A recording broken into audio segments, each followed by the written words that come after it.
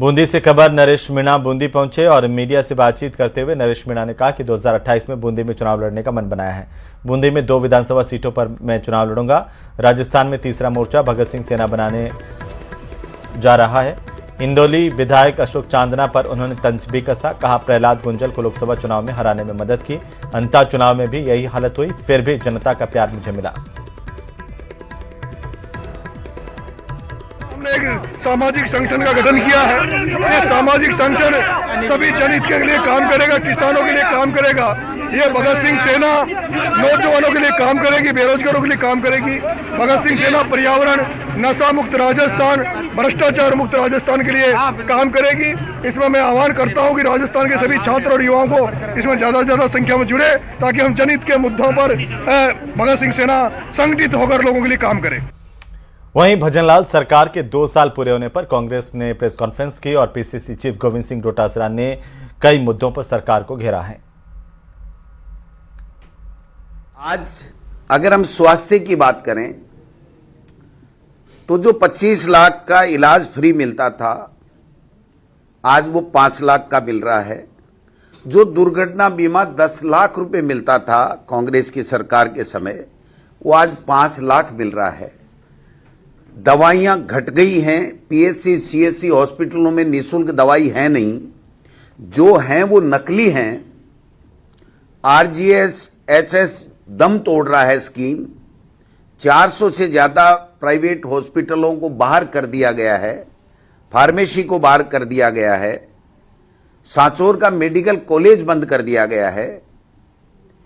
किसान खाद के लिए लठ खा रहा है, लाठियां खा रहा है। वहीं लोकसभा में आज सरकारी जमीनों पर अतिक्रमण, अवैध कब्जों का मामला गूंजा।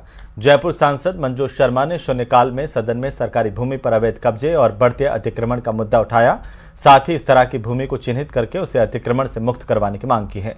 सांसद मंजू शर्मा ने कहा कि देश में चारागाह की भूमि, वन भूमि, नगर पालिकाएं, नगर निगम की भूमि, विकास प्राधिकरण की भूमि और अन्य विभागों की भूमि को कब्जाधारियों ने अपने कब्जे में लेकर उस पर कॉलोनियां काट दी, जिस पर लोगों ने मकान भी बना लिए। उन्होंने सवाल किया कि देश भर में इस प्रकार की अतिक्रमित भूमि की कुल मात्रा आखिर कितनी है, सरकार बताए। विशेष रूप से राजस्थान की राजधानी जयपुर में कितनी सरकारी भूमि अवैध कब्जों के दायरे में है, उसका पूरा विवरण सदन के पटल पर रखने की मांग की।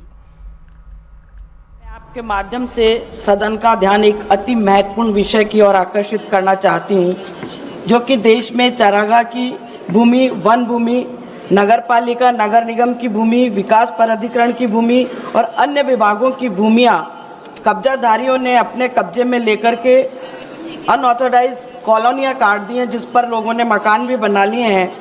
मेरा आपके माध्यम से माननीय मंत्री जी से अनुरोध है कि देश में ऐसी कितनी भूमि है और राजस्थान की राजधानी जयपुर में इस प्रकार की भूमि कितनी है जिस पर अतिक्रमणकारियों ने कब्जा करके पट्टे काटकर कॉलोनियाँ बसा दी है। सरकार को मैं अपनी भूमि को चिन्हित कर और अतिक्रमणधारियों से बचाना चाहिए। बीच राजधानी जयपुर से इस वक्त की सबसे बड़ी खबर आ रही है। मुख्यमंत्री भजनलाल शर्मा ने बैर विधायक से मुलाकात की है। बैर के विधायक बहादुर सिंह कोहली से अस्पताल में पहुंचकर सीएम ने मुलाकात की। मानसरोवर स्थित प्रियंका हॉस्पिटल सीएम पहुंचे और सीएम ने विधायक के स्वास्थ्य की जानकारी ली है। बहादुर सिंह कोहली को हार्ट अटैक आने के बाद यहां भर्ती करवाया गया, जहां पर उनका इलाज जारी है।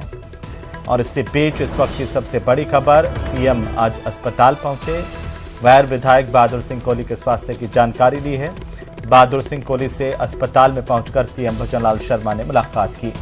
मानसरोवर स्थित प्रियंका अस्पताल में बहादुर सिंह कोहली को एडमिट किया हुआ है, जहां पर सीएम आज पहुंचे। सीएम ने बहादुर सिंह कोहली के स्वास्थ्य की जानकारी ली है।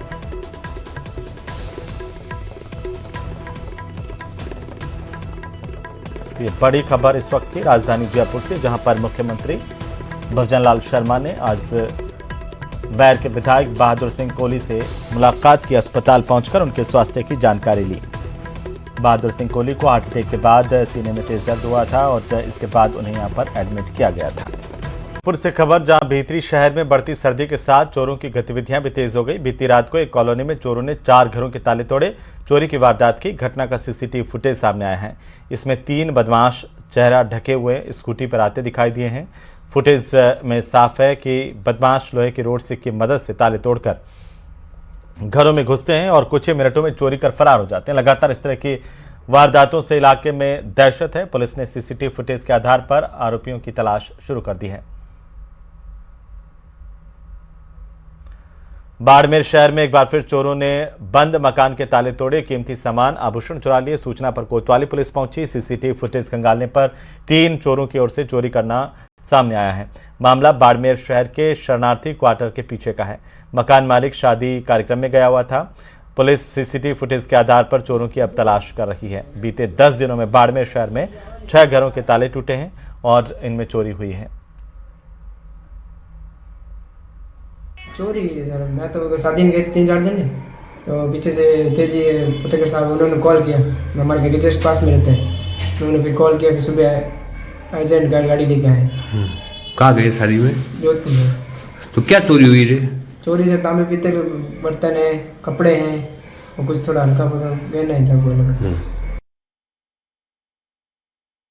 प्रदेश में एसीबी का एक्शन लगातार जारी है। ब्यावर से लेकर झुंझुनू तक रिश्वतखोरों पर शिकंजा कसा जा रहा है। 2 अलग अलग जिलों में एसीबी की कार्रवाई हुई है। पहली तस्वीर ब्यावर की, जहां रायपुर थाने की पिपलिया चौकी के एएसआई भगाराम 1 लाख रुपए की रिश्वत लेते हुए पकड़ा गया है। दूसरी तस्वीर झुंझुनू में खातेदारी जमीन का सीमा ज्ञान रिपोर्ट देने के बदले पटवारी ने 11,000 रुपए की रिश्वत ली। हालांकि पीड़ित की शिकायत के बाद आरोपी को शक हो गया। इसके बाद इसने पीड़ित को बाद में रुपए देने को कहा। हालांकि उसके खिलाफ अब केस दर्ज कर लिया गया है। तो वहीं गैंगस्टर आनंदपाल के सबसे खास रहे बलवीर बानोड़ा के बेटे सुभाष बानोड़ा ने पिछले सप्ताह कोर्ट में सरेंडर किया था। इसके बाद सीकर की सदर थाना पुलिस ने उसे 3 दिन पहले प्रोडक्शन वारंट पर लेकर आई थी और इसके बाद इसे कोर्ट की तरफ से जेल भेज दिया गया। सुभाष ने राजू ठेठ गैंग के मनोज ओला पर हुई फायरिंग के मामले में कोर्ट में सरेंडर किया था। पुलिस के मुताबिक सुभाष बानोड़ा को सदर थाने में 2018 के आर्म्स एक्ट से जुड़े मामले में अरेस्ट किया।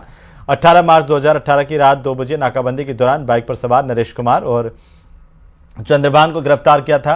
दोनों से एक पिस्टल मिली थी। इसके पास जो बैग था उससे 5 पिस्टल, कई मैगजीन मिली थी। दोनों को गिरफ्तार किया गया। पूछताछ के बाद मामले में मनोज कुमार बोर्डर की भी गिरफ्तारी हुई थी।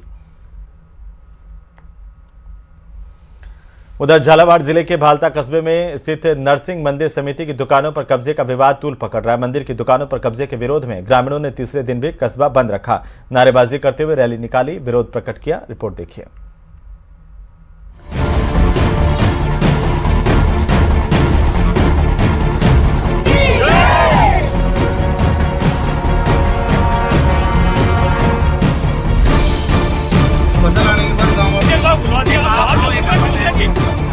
बार बार के आश्वासन से भी जब नहीं निकला समाधान, तो ग्रामीणों ने ताल ठोक कर किया ऐलान, लड़ाई होगी आर पार। हालात बिगड़ने पर प्रशासन होगा जिम्मेदार।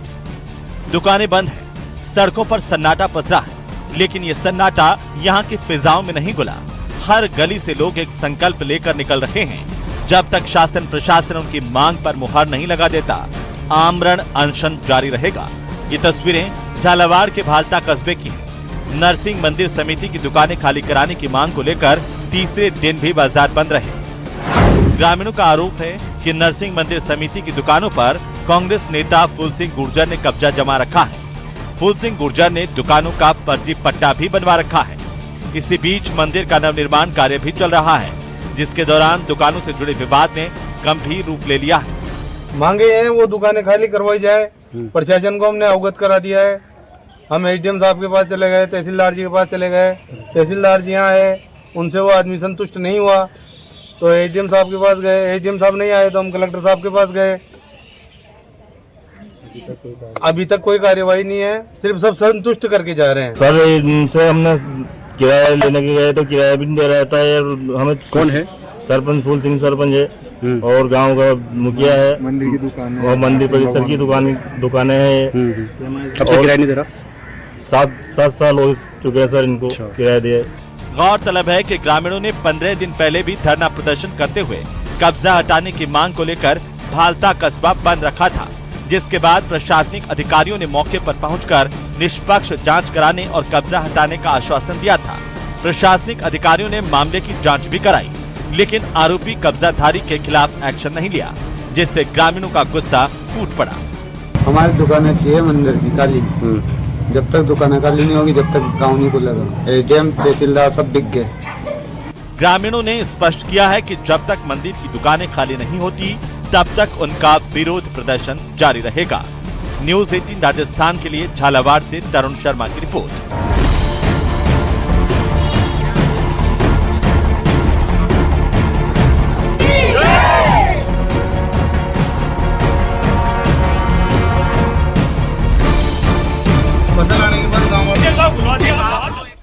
बीकानेर के खाजुवाला में यूरिया खाद की बढ़ती किल्लत ने किसानों की परेशानी को बढ़ा दिया। एक बार फिर सुबह लगभग 6 बजे से ही बड़ी संख्या में किसान खाजुवाला की सहकारी समिति के बाहर लाइनों में लगे। सर्दी के मौसम में घंटों इंतजार करने के बावजूद दोपहर तक आवश्यकता के अनुरूप खाद उपलब्ध नहीं हुई। इससे किसानों में प्रशासन के खिलाफ अब आक्रोश दिख रहा है। किसानों ने कहा है कि कई दिनों से खाद की उम्मीद में वे आ रहे हैं, लेकिन हर बार उन्हें मायूसी ही हाथ लग रही है। दिन भर इंतजार के बाद शाम को खड़े थके एक ट्रक यूरिया सोसाइटी तक पहुंची। इसके बाद कृषि विभाग के मौजूदगी में किसानों को 2-2 बैग यूरिया का वितरण किया गया। वितरण के दौरान भीड़ इतनी ज्यादा थी कि पुलिस को भी व्यवस्था संभालने में दिक्कत हुई। किसानों का कहना है कि 2 बैग से उनके खेतों की जरूरत पूरी नहीं होगी।